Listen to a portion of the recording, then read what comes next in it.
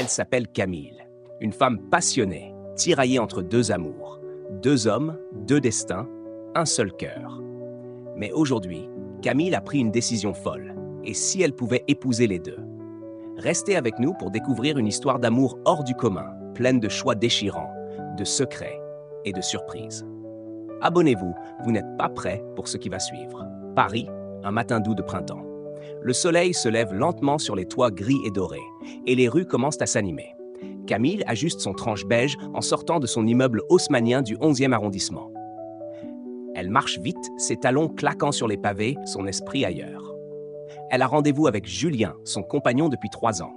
Architecte brillant, attentionné, drôle, un homme stable, rassurant. Ils se sont rencontrés à une exposition d'art contemporain à Beaubourg et depuis, leur relation est restée solide, du moins en apparence. Mais ce matin, quelque chose la ronge.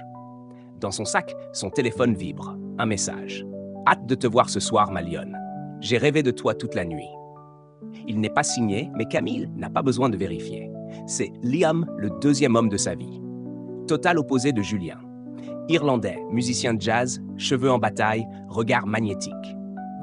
Elle l'a rencontré dans un bar de Saint-Germain-des-Prés après une soirée entre amis. Une aventure devait être sans lendemain. Mais voilà, 1 an plus tard, il est toujours là. Et elle aussi. Elle vit entre deux mondes, deux amours, deux vérités. Camille a longtemps essayé de choisir. Elle a fait des listes, pesé le pour et le contre, pleuré des nuits entières. Mais elle en est venue à une conclusion qu'aucune de ses amies ne comprend. Elle les aime tous les deux. Différemment, mais sincèrement. Et ce matin, en marchant vers le café où l'attend Julien, une idée folle germe en elle. Et si je n'avais pas à choisir? Elle s'arrête net. Une bouffée de vent soulève ses cheveux. Son cœur bat plus vite. Elle ouvre son journal intime dans son téléphone et tape. Chapitre 1. J'aime 2 hommes et je vais essayer d'épouser les deux. Oui, les deux. La nuit est tombée sur Paris et la ville s'est habillée de ses lumières les plus séduisantes. Camille pousse la porte d'un petit club de jazz caché dans une ruelle du 16e arrondissement. L'odeur du bois ancien, du whisky et des notes de saxophone l'enveloppe comme une caresse. Son cœur s'emballe. Il est là. Accoudé au piano, il sirote un verre. Sa chemise noire entr'ouverte laisse deviner un torse qu'elle connaît par cœur. Il ne l'a pas encore vu, mais déjà, elle le sent. Cette tension dans l'air, cette chaleur au creux de son ventre. Il la trouble comme au premier soir. Leurs regards se croisent. Il se lève lentement, s'approche d'elle sans dire un mot. Ses mains glissent sur sa taille, douces mais affirmées, et il murmure à son oreille avec son accent rauque. « Tu sens encore Julien, mais t'es venu pour moi ce soir. » Elle frissonne. Il la connaît trop bien. Dans la loge, à l'arrière du club, tout devient flou. Ses lèvres capturent les siennes avec urgence. Sa bouche la goûte comme une confession. Les vêtements tombent dans un silence entrecoupé de soupirs. Ses mains savent exactement où aller, comme si son corps était un morceau qu'il avait appris par cœur. Camille s'abandonne. Elle oublie Julien. Elle oublie Paris. Il n'y a que Liam. Ses bras, sa peau chaude contre la sienne. Cette manière de lui faire l'amour comme s'il voulait la faire fondre et renaître en même temps. Et dans ce moment suspendu, une pensée lui traverse l'esprit, brutale et délicieuse. Et si l'amour ne devait pas être partagé, mais multiplié? Quand leur corps se calme enfin, il la regarde, un sourire dans les yeux. Tu es à moi ce soir, mais demain, tu redeviens à lui. Elle caresse son torse, joueuse. Et si j'étais à vous deux? Liam la fixe, intriguée. Elle vient peut-être d'ouvrir une porte qu'on ne peut plus refermer. Le matin est gris, brumeux.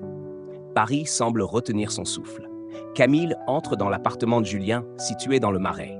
Un cocon minimaliste au ton beige et bois clair où chaque objet a sa place. L'odeur du café plane dans l'air, familière. Elle referme la porte doucement derrière elle, comme pour ne pas troubler l'équilibre du lieu. Ou celui de son cœur. Julien est dans la cuisine, en chemise blanche, manches retroussées. Il se retourne, un sourire fatigué au coin des lèvres. « Tu es rentré tard, hier soir. » Camille s'approche, masque ses émotions et l'embrasse lentement, longuement, comme pour faire disparaître la nuit précédente. Ses bras autour de lui sont tendres, presque coupables. « J'avais besoin de marcher, de réfléchir, » murmure-t-elle. Il ne la questionne pas. Julien ne presse jamais. Il observe, il sent. Il sait qu'elle glisse, qu'elle change, mais il attend, parce qu'il croit à leur amour, parce qu'il espère. Ils déjeunent en silence, leurs jambes se frôlant sous la table. Camille remarque ses mains posées sur la tasse de café. Des mains solides, rassurantes, patientes. Julien n'a pas la fougue animale de Liam, mais il a autre chose. La profondeur, la délicatesse. Un peu plus tard, dans la chambre baignée d'une lumière pâle, il l'embrasse avec une lenteur exquise.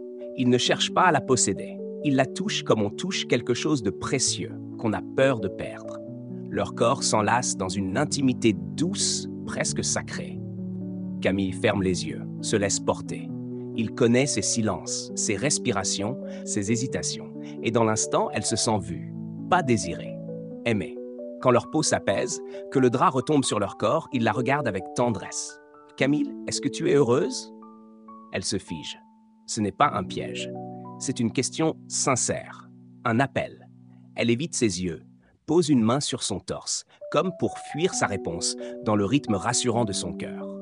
« Je ne sais pas encore, mais je cherche. » Il ne dit rien. Il l'enlace, la serre contre lui. Et dans son silence, il y a tout l'amour du monde.